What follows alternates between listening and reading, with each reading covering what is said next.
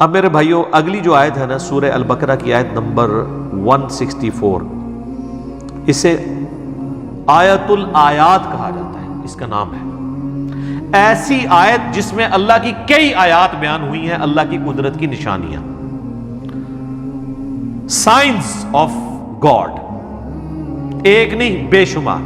اور قرآن حکیم میں سورۃ البقرہ کی آیت نمبر 164 کے مقابلے پہ کوئی ایک آیت ایسی نہیں ہے جس میں صرف ایک آیت کے اندر اللہ تعالیٰ کی قدرت کے فزیکل فینومینا آف نیچر، جو اللہ تعالیٰ کے فینومینا بنائے ہوئے ہیں، وہ سارے کے سارے آلموسٹ بڑے بڑے فینومینا جو قرآن پاک میں سکیٹرڈ فارم میں ہیں، جن کو التذکیر بآلاء اللہ کہا گیا، وہ بیان ہوئے ہوں سوائے اس آیت کے۔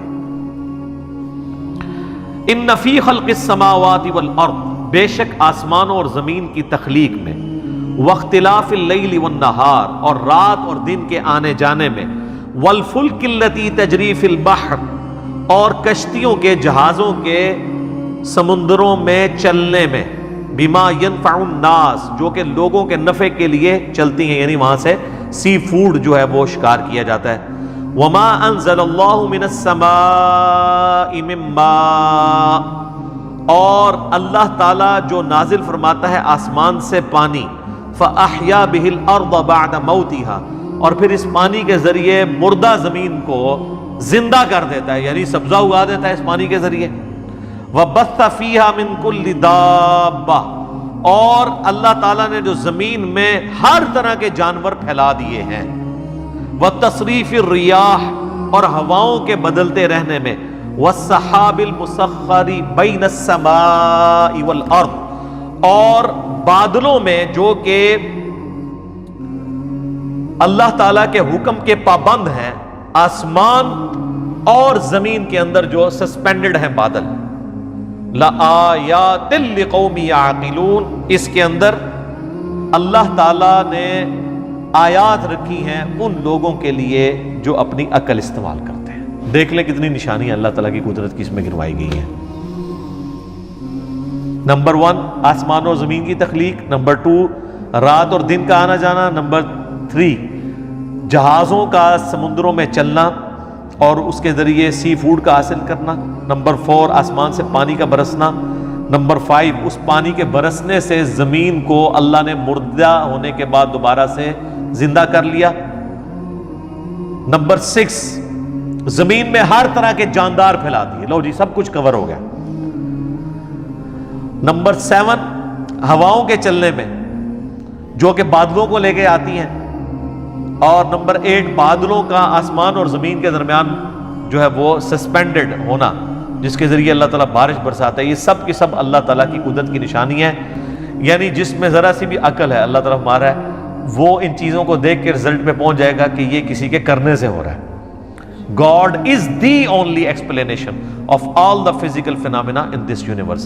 اللہ ہی واحد وضاحت ہے اس کائنات میں ہونے والے ہر فزیکل فینومینا کی۔ تو اب جس اللہ کی یہ کوالٹیز ہیں اس کے مقابلے پہ اگر کسی اور کے ساتھ وہ چیزیں وابستہ کر دی جائیں تو اس سے بڑا کوئی جرم نہیں ہو سکتا، اور یہی اللہ اس چیز کا حقدار ہے کہ اس کے ساتھ شدید محبت کی جائے، دلی محبت آخری درجے کی، جو کسی اور مخلوق کے ساتھ نہیں ہو سکتی۔ تو اللہ تعالیٰ ایک کرائٹیریا پھر اس حوالے سے ڈسکس کر رہا ہے، وَمِنَ النَّاسِ مَن يَتَّخِذُ مِن دُونِ اللَّهِ، اور لوگوں میں ایسے لوگ بھی ہیں، ایسے بدبخت لوگ ہیں جنہوں نے اللہ کے سوا اور ہستیوں کو پکڑ لیا ہے، اندادًا یحبونہم کحب اللہ، اللہ کے مقابلے پہ انہیں اپنا ند مان لیا ہے، مد مقابل، اور ان سے ویسی محبت کرتے ہیں جیسی اللہ سے کرنی چاہیے تھی۔ اللہ اکبر، یہ آیات پڑھی جاتی ہے نا تو لوگ سمجھتے ہیں شاید یہ مشرکین عرب کے بارے میں نازل ہوئی تھی۔ تو مشرکین عرب اگر اس جرم کے اوپر مجرم ہے اللہ کے حضور، تو آج بھی جو لوگ یہ کر رہے ہیں وہ بھی اسی طریقے سے مجرم ہیں۔ اور آپ کو آج مسلمانوں میں اکثریت ایسے لوگوں کی نظر آئے گی جو اگر آپ ان سے حلفیہ بیان لیں تو وہ کبھی یہ نہیں کہیں گے کہ ہم اللہ سے بڑھ کے کسی سے محبت کرتے ہیں، لیکن ان کا ایٹیچیوڈ یہی ہے۔ وہ آپ کو کبھی شعر سنائیں گے، اللہ اللہ کیے جانے سے اللہ نہ ملے گا، اللہ والے ہیں جو اللہ سے ملا دیتے ہیں، اور اللہ والے ان کو کہہ رہے ہوتے ہیں جو اپنی عبادت کروا رہے ہوتے ہیں۔ اگر اللہ والے سے مراد یہ رسول اللہ کو، صحابہ اور اہل بیت کو لیں تو ہم ان کے ساتھ ہیں، لیکن آپ کو پتہ ان کو نہیں لیتے کیونکہ وہ تو ولی نہیں تھے نا، ولی تو بعد میں ہوتے ہیں، وہ اللہ والے ان کو کہہ رہے ہوتے ہیں، جن سے تجوید سے اگر آپ نماز سنیں تو نہیں سنا سکتے، اور ترجمہ تو بھول ہی جائیں کہ وہ سنا سکتے ہیں۔ ہاں وہ یہ کر سکتے ہیں کہ سجے پاسے اسلام پھیرے تھے سارے حافظ ہو گئے، کھبے پاسے پھیرے تھے سارے ناظرہ ہو گئے، وہ کہتے ہیں نا جی پیچھے نیت کی۔ تو میں کہتا ہوں جن بزرگوں کے بارے میں آپ کا ایک کلیم ہے نا، اگر آج بھی اس طرح کہتے ہیں نا جی دنیا اولیاء سے خالی نہیں ہے، آج بھی ان اولیاء کو لیں، وہ تجوید کے ساتھ آپ کو سنا نہیں سکتے، وہ آپ کو سنت اذکار نہیں بتا سکتے صبح و شام کے جو نبی علیہ السلام نے تعلیم فرمایا ہے۔ فرض نماز کے بعد کہ آپ کو 2-3 اذکار بتائیں گے، 17 نہیں بتا سکتے، ان کی تربیت ہی وہ نہیں ہوئی بھی۔ تو وہ ان ہستیوں کے بعد، حتیٰ کہ سورہ الزمر کے اندر جا کے آئے گا، سورۃ المومن کے اندر، کہ ان کے سامنے جب اکیلے اللہ کا ذکر کیا جاتا ہے تو ان کے دل گھٹنے شروع ہو جاتے ہیں، اور جب اللہ کے ساتھ اور ہستیوں کو شامل کیا جاتا ہے تو ان کے پھر دل پھیل جاتے ہیں۔ اور آپ یہ کر کے دیکھ لیں جناب، آپ اللہ کی توحید بیان، ہم تو کئی بار یہ تجربہ کر چکے ہیں، آپ اللہ کی توحید بیان کریں تو ان کو چڑ ہو جاتی ہے، وہ کہتے ہیں جی کو بزرگوں کا بھی ذکر کرو نا جی۔ بلکہ ہمارے ایک سیالکوٹ میں بڑے قریبی بھائی تو وہ ایک بریلویوں کی مسجد میں امام تھے، تو جب اللہ تعالیٰ نے ہمیں قرآن کی توحید کی طرف راغب کیا تو دعوت کی برکت سے انہوں نے بھی حق قبول کیا، تو ظاہر ہے وہ اب اناؤنسمنٹ تو نہیں کر سکتے تھے، تو انہوں نے بہرحال توحید کے اوپر درس شروع کیا قرآن کے اندر، جو قرآن کی آیات ہیں اعلیٰ حضرت کا ترجمہ رکھ کے، اب تو کسی کو تکلیف نہیں ہونی چاہیے۔ تو 2-4 دن تو توحید برداشت کی انہوں نے، اور پھر بابے جو ہے مسجد کے اکٹھے ہو گئے، انہوں نے کہا کہ جناب اللہ نہیں تو ہوندے رہندے ہو ہر ٹائم، کو بزرگوں کا بھی ذکر کریا کرو۔ یہ دیکھیں پنجابی کا محاورہ نے یوز کیا، ہر ٹائم اللہ نہیں تو ہوندے رہندے ہو، استغفر اللہ تو ان کو اتنی چڑ ہوتی ہے، اور یہ حقیقت ہے کہ ان کی محبت ان ہستیوں کے ساتھ زیادہ ہے، اور اسی لیے آپ بزرگوں کے بارے میں کوئی بات کریں تو یہ سیکھ پا ہو جاتے ہیں۔ اللہ کے بارے میں کہتے ہیں جی اللہ کو تو پہلے ہی اتنے لوگ گالیاں نکال رہے ہیں، ایک اور نے نکال دی تو کیا ہو گیا؟ ہاں ظاہر ہے وہ نکال رہے تو ہیں، حالانکہ یہ خود بھی نکالنے والوں میں شامل ہیں جی۔ سورہ مریم میں آتا ہے کہ جو اللہ تعالیٰ کے لیے بیٹا تجویز کرتا ہے، یعنی شرک کرتا ہے، شرک کی کوئی بھی فارم ہو، وہ اللہ کو ایسی بات کہہ رہا ہے، ایسی گالی دے رہا ہے کہ قریب ہے آسمان پھٹ پڑے اور زمین شک ہو جائے اور پہاڑ ریزہ ریزہ ہو جائے، ان دعوا للرحمن ولدا، کہ یہ رحمان کے لیے بیٹا تجویز کرتے ہیں۔ اگر زمین و آسمان اور پہاڑوں کے احساسات ہو نا اس طرح کے، تو یہ سارے ان پہ پھٹ پڑے، زمین ریزہ ریزہ ہو جائے، زمین یعنی پھٹ جائے اس خوف سے کہ یار میرے اوپر یہ لوگ اللہ کے ساتھ اور ہستیوں کو شریک ٹھہرائے ہوئے ہیں۔ اور نبی علیہ السلام کی آپ احتیاط دیکھیں، یہ جو ند لفظ ہے نا، اندادیں، سیم یہ الفاظ ہیں۔ مسند امام احمد میں حدیث موجود ہے، الادب المفرد امام بخاری کی کتاب کے اندر یہ موجود ہے، ہم نے اپنے ریسرچ پیپر دعا صرف اللہ ہی سے اس میں بھی ڈالی ہوئی ہے۔ ایک صحابی نے نبی علیہ السلام کو آگے کہا ما شاء اللہ و شئت یا رسول اللہ، اے اللہ کے رسول جو آپ چاہیں اور جو اللہ چاہے۔ تو آپ نے فرمایا اجعلتنی للہ ندا، یہ لفظ، کیا تو نے مجھے اللہ کے مد مقابل ٹھہرا لیا؟ اب وہ پاکستانی ہوتا نا تو کہتا نہیں یا رسول اللہ مد مقابل نہیں، میں نے آپ کو مستقل بذات نہیں مانا، غیر مستقل بذات، عطائی اور اللہ کے اذن سے مانتے ہوئے کہا ہے۔ لیکن اس ٹائم پہ یہ کہانیاں نہیں ہوتی تھی، صحابہ کرام تو بولے والے مسلمان تھے نا، یہ ساری شیطانیاں ان کو تو نہیں آتی تھی۔ تو آپ فرمایا قل بل ما شاء اللہ وحدہ، بلکہ کہہ جو اکیلا اللہ چاہے۔ ایک بریلوی عالم تھے تو میں نے ان کو یہ حدیث بیان کی نا، انہوں نے کہا جی آپ کو اس حدیث کا مطلب نہیں سمجھ آیا۔ میں نے سمجھایا، وہ کہتے ہیں اصل میں نبی علیہ السلام نے پوچھا ہے کہ اے میرے پیارے صحابی، کہیں ایسا تو نہیں آپ مجھے خدا مانتے ہو؟ ٹھیک ہے، میں نے کہا تو آگے الفاظ تو کچھ اور بتا رہے ہیں۔ اس کے جواب میں تو صحابی کہتا نہیں یا رسول اللہ میں نے آپ کو خدا نہیں مانا، خدا کا بندہ مانتے ہوئے کہہ رہا ہوں یا رسول اللہ ما شاء اللہ و شئت۔ تو میں نے کہا آگے جو الفاظ ہیں قل بل ما شاء اللہ وحدہ، کہ اکیلا جو اللہ چاہے۔ اگر آپ کی بات ہوتی نا تو وہ صحابی کہتے کہ نہیں میں آپ کو اللہ کا بندہ مان کے کہہ رہا ہوں، تو حضور کہتے ٹھیک ہے کہتا رہے۔ آپ تو بالکل الٹ بات کر رہے ہیں، نہیں مجھے نہیں شامل کرنا ذات، تکوینی امور میں نہیں کرنا، تقدیر سے جو ریلیٹڈ ہے۔ ہاں باقی دین کے معاملے میں تو بخاری مسلم میں کہ یہ حدیث ہیں، جب نبی علیہ السلام سے پوچھا گیا کسی معاملے کا صحابہ کرام نے، اور صحابہ کرام سے آپ نے کاؤنٹر کوسچن کیا، ان کو نہیں معلوم ہوتا تو کہتے تھے واللہ ورسولہ عالم، اللہ اور اس کا رسول بہتر جانتے ہیں۔ وہ بالکل ٹھیک ہے، دین اللہ اور اس کے رسول سے ہی سیکھنا ہے۔ اور اسی کو سپورٹیو بخاری مسلم کی حدیث ہے کہ اللہ تعالیٰ عطا فرماتا ہے، میں تقسیم کرتا ہوں۔ وہ آدھی حدیث بیان کرتے ہیں، پوری حدیث اس طرح ہے کہ نبی صلی اللہ علیہ وآلہ وسلم فرمایا اللہ تعالیٰ جس کے ساتھ خیر اور بھلائی کا ارادہ فرماتا ہے اس سے دین کی فقہ عطا فرما دیتا ہے، اور اللہ دیتا ہے اور میں تو تقسیم کرنے والا ہوں۔ یعنی مجھے بھی جو دین اللہ نے میرے ساتھ بھلائی کا ارادہ کیا، مجھے دین کی سمجھ عطا فرمائی ہے، تو یہ اللہ نے عطا فرمائی ہے، میں تو صرف تقسیم کرنے والا ہوں۔ انما وہ اس میں یعنی الفاظ جو ہے نا بخاری مسلم کی حدیث کے کہ واللہ یعطی وانما انا قاسم، اللہ دیتا ہے اور میں تو صرف تقسیم کرتا ہوں۔ تو وہ انہوں نے جناب اس دو لفظ پکڑ لیے تو اعلیٰ حضرت نے شعر لکھ دیا، رب ہے معطی، یہ ہے قاسم، رزق اس کا ہے کھلاتے یہ ہیں۔ وہ رزق کے اوپر لے گئے اور تکوینی امور کے اوپر، حالانکہ یہاں پہ دین کا معاملہ تھا۔ اس میں میرا یوٹیوب پہ ایک کلپ بھی ہے اللہ نبی وارث، تو اس میں میں نے کئی ایک احادیث بیان کی ہیں اس حوالے سے۔ یہ تو یعنی نہ ختم ہونے والی چیزیں ہیں، نبی علیہ السلام نے جتنی اس حوالے سے سختی فرمائی ہوئی ہے۔ وہ مسلم شریف کی جو حدیث بڑی مشہور ہے کتاب الجمعہ چیپٹر میں، ایک صحابی نے نبی علیہ السلام کے سامنے تقریر کرتے ہوئے کہہ دیا من یطع اللہ ورسولہ فقد رشد، جو کوئی اللہ اور اس کے رسول کی اطاعت کرے وہ کامیاب ہو گیا، ومن یعصہما، اور جو ان دونوں کی نافرمانی کرے فقد غوا، تو وہ بہک گیا، بے شک وہ بہک گیا۔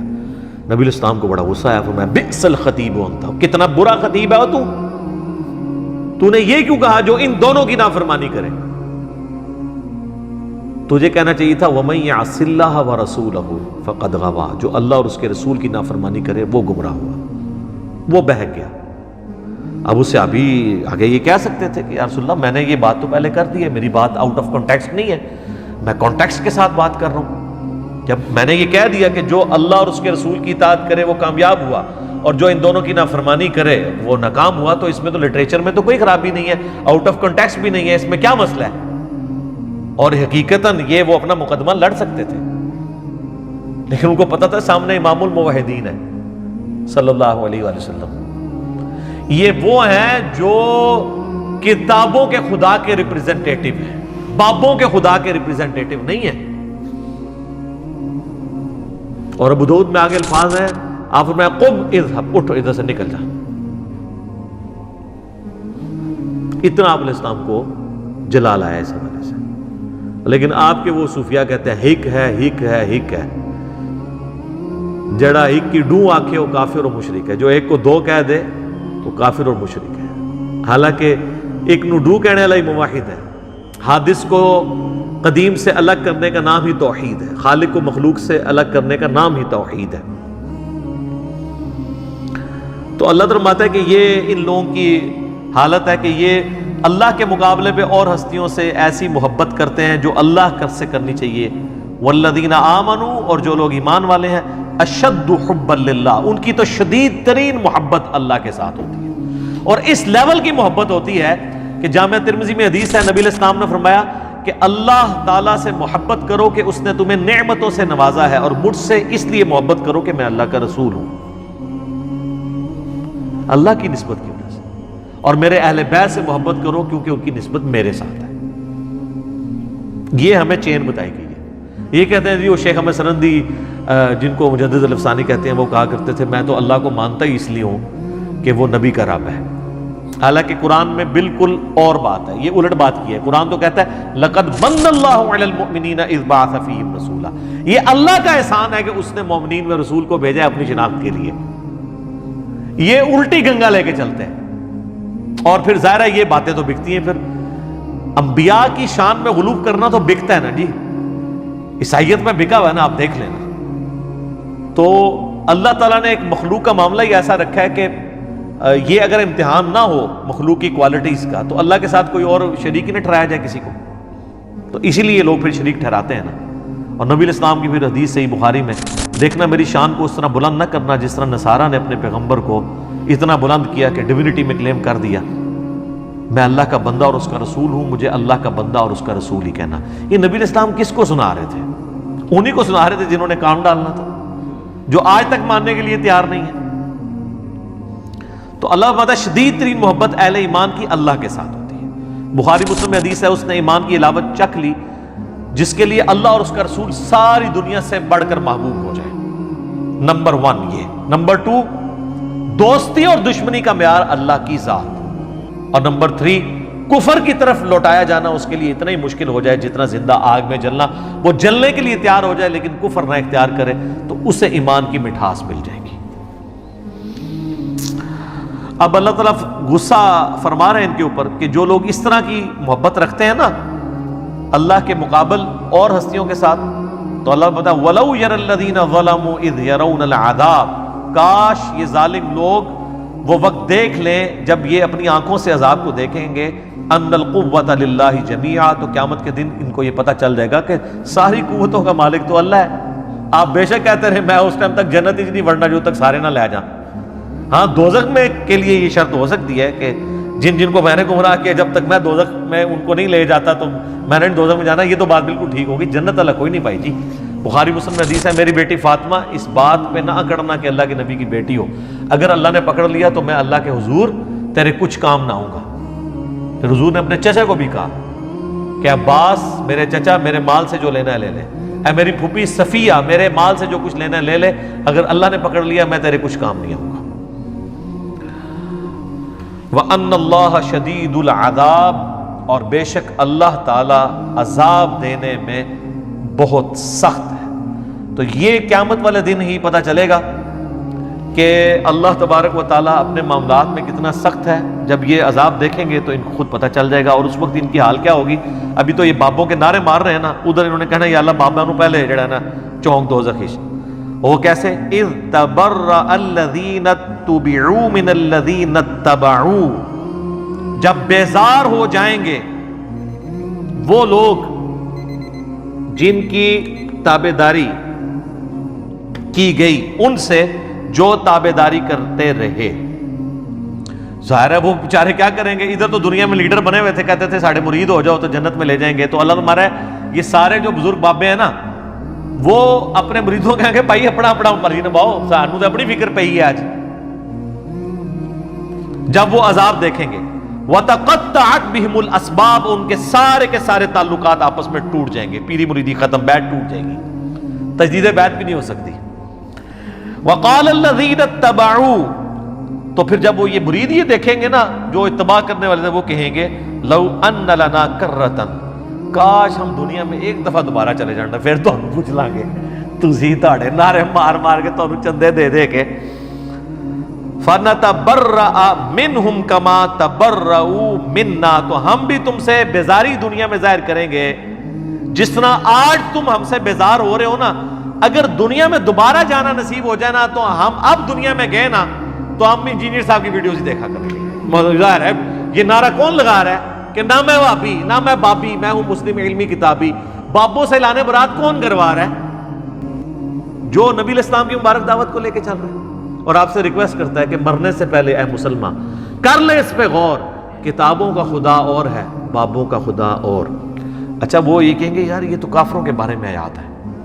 ان سے صرف ایک معصومانہ سوال کریں کہ یہ بتائیے, ہم لوگوں سے یہ کرتے تھے کہ یہ بتائیں کہ یہ جو آیات ہے اس میں غلام احمد قادیانی فال کرے گا کہ نہیں, کہ جو قادیانی ہے وہ قیامت والے دن جب غلام احمد قادیانی کہے گا آج تو میں خود عذاب میں جا رہا ہوں میں تمہارا کیا کروں, تو قادیانی یہ کہیں گے کہ کاش ہم دنیا میں چلے جائیں تو ہم بھی تجھ سے لانے میں. کہتے ہیں بالکل کریں گے. تو ہم کہتے ہیں غلام احمد قادیانی تو قرآن کے نزول کے 1300 سال بعد آیا ہے, تو اس میں تو نہیں ذکر, یہ تو مشرکین عرب کے بارے میں آیات ہے. تو وہ کہیں گے نہیں مسئلہ یہ ہے کہ جو بھی یہ کرے گا تو آڑے نہیں کرتے. ہم کوئی بات کر دیں کہ اللہ کے فضل سے ہم نے یہ بات سمجھائی ہے بڑے اعتماد کے ساتھ, کہتے ہیں میں کرتا ہے وہ آپ کے, تو میں کہتے ہیں کہ سارے اولیاء کی گردن پہ میرا پاؤں, آپ کہتے ہیں سبحان اللہ, حالانکہ آپ کہتے ہیں لعنت اللہ. کبھی ابو بکر صدیق نے کہا سارے صحابہ کی گردن پہ میرا پاؤں ہے. اتنے متکبرانہ جملے کے اوپر سبحان اللہ کہنا چاہیے. شیخ عبد القادر کی طرف جھوٹ منسوب ہے, ہم نہیں کہتے انہوں نے کہا ہوگا. اگر انہوں نے کہا تو وہ پھر اولیاء اللہ نہیں ہوں گے, اور اگر اولیاء اللہ میں سے ہیں تو وہ اتنے تکبر کے ساتھ نہیں بول سکتے. تو وہ کہیں گے آج ہم دنیا میں اگر کاش ہمیں واپس اللہ بھیج دینا ہم بھی اس طرح تبرہ کریں گے. یہ تبرہ لفظ سے نا اعلان برات, ٹھیک ہے, تبرہ کریں گے. جس طرح آج تم کر رہے ہو. کذالک یریہم اللہ اعمالہم حسرات، یوں ہی اللہ تعالیٰ ان کے برے اعمال ان کے سامنے کر دے گا اس حال میں کہ وہ پشیمانی میں ہوں گے. علیہم ان کے لیے، وما ہم بخارجین من النار، والعیاذ باللہ تعالی، اور وہ کسی صورت آگ سے نکل نہیں پائیں گے. اللہم اجرنا من النار، اللہم انی اعوذ بک من عذاب جہنم ومن عذاب القبر ومن فتنة المحیا والممات من شر فتنة المسیح الدجال، ربنا اصرف عنا عذاب جہنم ان عذابها کان غراما. آمین. تو یہ دیکھ لیں، یہ آخرت میں یہ کچھ ہونا ہے. تو دنیا میں اگر کسی کو پتہ چل جاتا ہے، سورہ الاحزاب پڑھ کے دیکھ لیں، وہاں پہ وہ کہیں گے کہ ہمارے بزرگوں کو دگنا عذاب دے اللہ، جن کی وجہ سے ہم گمراہ ہوئے. بالکل آخری رکوع میں. تو آپ یہ قادیانیوں کی تو میں نے بس مثال دی ہے، آپ دیوبندیوں سے اگر پوچھ لیں کہ یہ احمد صاحب بریلوی صاحب کے ماننے والے ان کے بارے میں یہی کہیں گے، بالکل کہیں گے. اور بریلویوں سے پوچھے کہ اشرف تھانوی صاحب کے ماننے والے قیامت دن یہی کہیں گے، بالکل کہیں گے. تو یہ تو اجماع ہی ہوا ہے اس کے اوپر بزرگوں سے تبرہ کرنے پہ. تے اے تبرے جڑے نا بزرگوں سے کرو جے کرنے جے اعلان برات، ٹھیک ہے، اس سے پہلے کہ وہ آپ سے اعلان برات کریں. اور دیکھیں اللہ تعالیٰ کتنا شفیق ہے، اس نے قیامت کی جو وہ ویڈیو تھی نا پہلے ہی چلا دی ہے، تاکہ وہاں جا کے آپ کو شرمندگی جو ہونی ہے نا پہلے ہی پتہ چل جائے، اور آپ مرنے سے پہلے غور کر لیں. کیا کہ مرنے سے پہلے اے مسلمان کر لے اس پہ غور. کتابوں کا خدا اور ہے، بابوں کا خدا اور یقین جان ایک دفعہ بھی زندگی میں تو نے غور کیا نا، تیرے اندر سے آواز نکلے گی کیا کہ نہ میں وہابی نہ میں بابی، میں ہوں مسلم علمی کتاب. دیکھ لو بابے نو کیسا رگڑا لگ رہا ہے. ٹھیک ہو گیا. بے شک بابا بچاؤ مہم کریں، بابے تے اللہ تعالیٰ نے پہلے ہی ختم کرتے ہیں.